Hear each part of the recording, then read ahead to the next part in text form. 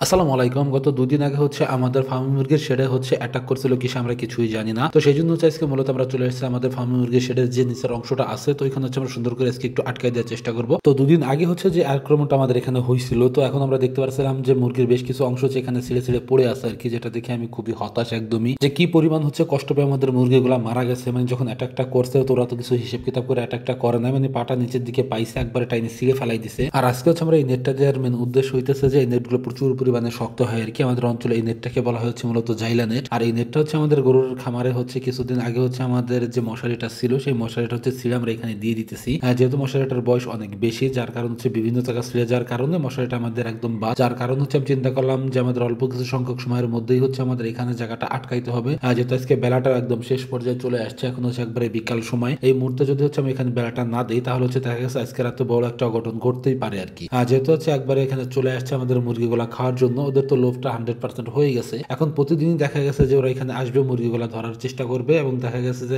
দু একবার সফল হয়ে যেতে পারে আর কি, এমন একটা অবস্থা হইতে পারে। তো মূলত এই জন্য হচ্ছে আমি দ্রুত করেছি এখানে সুন্দরভাবে হচ্ছে বেড়াগুলো আটকাই দিতেছিলাম। আর নিচে হচ্ছে যেহেতু কোনো কিছু আমার মাথায় আসতেছিল না, এই জন্য নিচে হচ্ছে আমরা ইট দিয়ে আটকাই দেওয়ার চেষ্টা করতেছিলাম আর কি। মানে উপরে হচ্ছে লোহা দিয়ে আটকাই দিতেছিলাম, আর নিচের যে অংশগুলা থাইকে যায়, তো নিচের অংশগুলা হচ্ছে যদি ফাঁকা রেখে দেওয়া হয় তাহলে দেখা গেছে যে তখন ধাক্কা দেবে তখন ভিতরে হচ্ছে ওরা ঢুকে যাইতে পারে। এই জন্য হচ্ছে মূলত নিচে হচ্ছে আমি ইট দিয়ে দিচ্ছিলাম যাতে করে নিচ দিয়ে ওরা ভিতরে না যাইতে পারে আর কি। আর মূলত যেহেতু আমরা জানি না যে আসলে কি সেইখানে অ্যাটাক করছিল, মানে একটা আমাদের সন্দেহ হইতেছে যে এখানে হচ্ছে বাগদাসা টাগদাসা এরকম কিছু একটা অ্যাটাক করছে। আর আমি হচ্ছে এখানে যাবতীয় সবকিছু ঘুরে ঘুরে দেখার পরবর্তীতে আমি এই বিষয়টাই বুঝতে পারছি আর কি, মানে পায়ের যে সাপটা আছে ওই সাপটা দেখে মনে হচ্ছে যে এখানে একটা বাগদাসাই আসছিল। কারণ বাগদাসার পায়ের সাপটা হচ্ছে অনেকটাই বড় হয়। আর হচ্ছে অনেকে আমাকে আগের ভিডিওতে কমেন্ট করে বলছেন যে ভাই খাটাসে ধরছে বা বেজিতে ধরছে, অনেক কিছু অনেকেই বলছেন আর কি ভাই। তো মূলত হচ্ছে খাটাস বা বেজিতে যদি মুরগিকে আক্রমণ করে তাহলে হচ্ছে একসাথে 3টা মুরগি হচ্ছে এভাবে ওরা অ্যাটাক করতে কখনোই পারবে না আর কি। মানে কোনো খাটাসেই হচ্ছে এতটা সাহস নাই যে একসাথে হচ্ছে 3-3টা মুরগি এখান থেকে টেনে হিস্টে নিয়ে চলে যাবে। আর বেজির কথা তো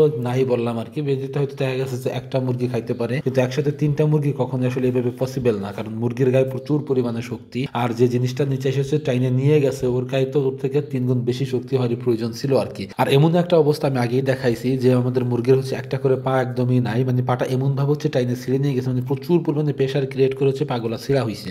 তো এই জন্যই হচ্ছে মূলত আমি বিষয়টা একদিন বুঝতেছিলাম যে কিসে জিনিসটা ধরলো। তো অনেকে বলো যে হ্যাঁ বাগদাস আসতে পারে আর কি। আর যেহেতু পায়ের সাপটা হচ্ছে একদম বাগদাসের পায়ের সাপ, মানে ওরকম জিনিসটা আর কি মনে হইতেছিল আমাদের। তো এই জন্য হচ্ছে মূলত আমরা হচ্ছে চিন্তা করছিলাম যে বাগদাসে এখানে এসে অ্যাটাকটা করছে আমাদের এই খামারে। আর আগে আমি একটা কথা আপনাদের জানাইছিলাম যে আমি এত বছর যাবত হচ্ছে এই খামারের সাথে রিলেটেড কাজ বাজগুলো করতেছি। মানে আমি একদম ছোটবেলা থেকে হচ্ছে হাঁস মুরগি লালন পালন করি। মূলত বাণিজ্যিক ভাবে হচ্ছে আমি কখনো এইভাবে লালন পালন করি নেই, যেহেতু আমরা এখন হচ্ছে অনেকগুলা খামার নিয়ে কাজ করতেছি। অনেক অংশেই বলা যায় যে এখন আমরা বাণিজ্যিক ভাবেই হচ্ছে আমাদের এই হাঁস মুরগিগুলো লালন পালন করতেছি। তো আমাদের হচ্ছে এরকম একটা অ্যাটাক আসবে যেটা আমি কখনো চিন্তাও করি নাই, কারণ আমাদের এই অঞ্চলে হচ্ছে বাগদাসা টাগদাসা এগুলো একদমই দেখা যায় না। আর কত বছর হয়েছে যে আমরা শিয়ালের দেখা পাই না সেটা আসলে বলাই দুষ্কর, মানে এমন একটা অবস্থা আর কি। কিন্তু এই মুহূর্তে এরকম একটা অ্যাটাক বাগদাসা এসে করছে আমার একদমই বিশ্বাসই হইতেছিল না বিষয়টা। যেহেতু যার বাড়িতে যারা মুরব্বী টুরব্বী আছে তারা বলতেছে যে বাগদাসাই তোমার খামারে অ্যাটাকটা করছে। তো যাই হোক, কিছু অ্যাটাক করছে তা তো আমরা কিছুই জানি না। আলহামদুলিল্লাহ মোটামুটি আমাদের এখানের কাজবাজ প্রায় শেষ পর্যায়ে আমরা নিয়ে আসতে পারছি। যেহেতু আমাদের জায়গাটা অনেকটাই কম, অনেকটাই ছোট জায়গা হওয়ার কারণে আমরা অল্প সময়ের মধ্যেই হচ্ছে আমাদের নিচের যে এরিয়াটা আমরা কভার করতে পারছি আর কি। আর আমাদের সামনের যে দরজার যে অংশটা রয়েছে, তো দরজাটা আমি খুলে একটু দেখতেছিলাম যে আসলে এখানে কোনো সমস্যা হয় কিনা, মানে দরজা খুলতে গেলে কোনো প্রবলেম হইতেছে কিনা, বিষয়টা আমি খুব সুন্দর হচ্ছে এখানে এনশিওর হচ্ছিলাম আর কি। আর দরজার এখানে অল্প কিছু একটু জায়গা আমি রাইখে দিতেছিলাম। তো এখান দিয়ে আমি জানি না মূলত এখান দিয়ে কোনো কিছু অ্যাটাক করতে পারবে কিনা। মোটামুটি হচ্ছে আমাদের এখানে কাজ বাজগুলো শেষ, কিন্তু দরজার ওই যে অংশটা হচ্ছে আমি চেষ্টা করবো খুব শীঘ্রই হচ্ছে আটকাই দেওয়ার জন্য। তো যাই হোক, আজকে আর খুব বেশি একটা কথা বাড়াবো না, আমাদের আজকের ভিডিও এ পর্যন্তই। আল্লাহ তাআলা যেন আমাদের খামার এবং কৃষিতে বরকত দান করেন। ধন্যবাদ সবাইকে। আসসালামু আলাইকুম।